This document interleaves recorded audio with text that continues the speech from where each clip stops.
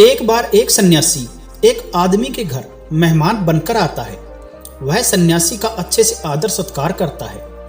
जब रात हो जाती है तब वे भोजन के पश्चात एक दूसरे से बातें करते हैं। बातों ही बातों में सन्यासी उस आदमी से पूछता है कि तुम अपने जीवन यापन के लिए क्या करते हो।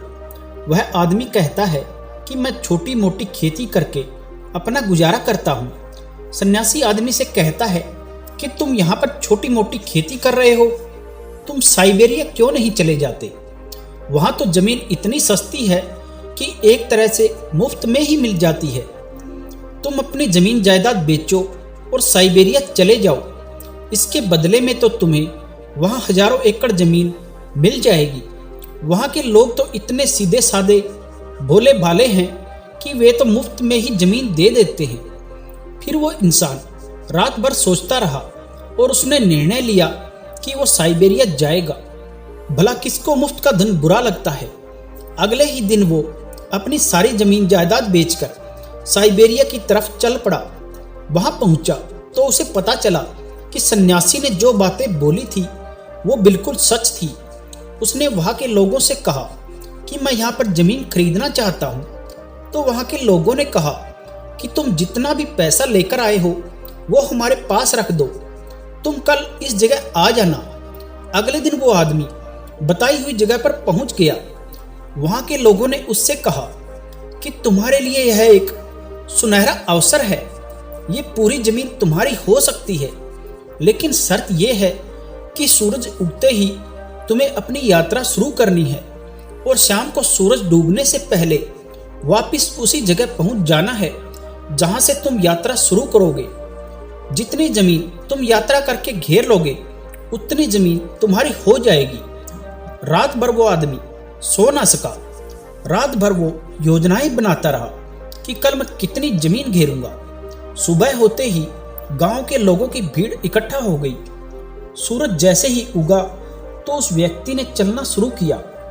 थोड़ी देर चलने के बाद वो दौड़ने लगा। उसने रास्ते के लिए अपने साथ खाने पीने का सारा इंतजाम कर रखा था। वह निश्चय करके आया था कि आज मुझे रुकना नहीं है, बस चलते रहना है। वह दौड़ता ही जा रहा था। उसने सोचा कि 12 बजे के बाद लौटना शुरू करूंगा, लेकिन जब 12 बज गए तो उसने देखा कि इससे तो और भी उपजाऊ जमीन आगे पड़ी हुई है।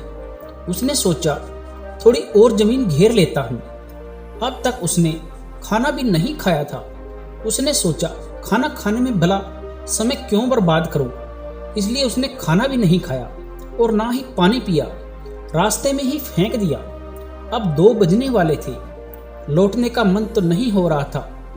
आगे और भी अधिक उपजाऊ जमीन दिखाई दे रही थी, पर लौटना तो था ही, क्योंकि शर्त थी कि सूरज डूबने से पहले वापस पहुंचना है।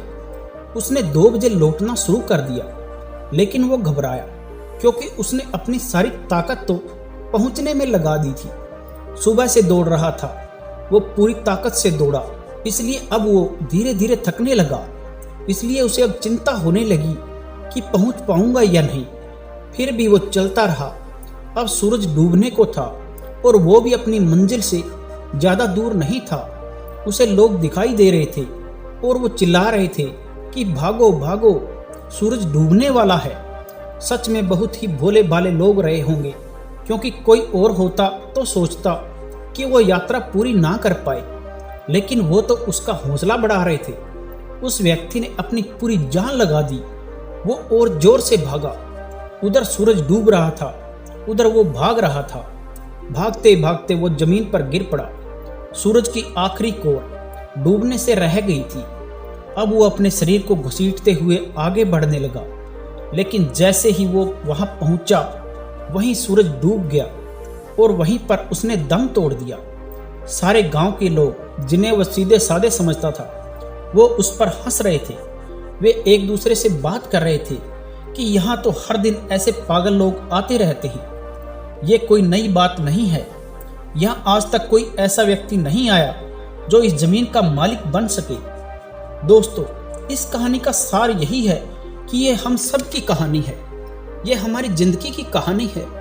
यही तो हम सब भी कर रहे हैं। दौड़ रहे हैं कि कितनी जमीन घेर लें, कितना पैसा जमा कर लें, दोपहर भी हो जाती है, 2 भी बज जाते हैं, लौटने का भी समय होने लगता है, मगर हम सोचते हैं थोड़ा और दौड़ दे।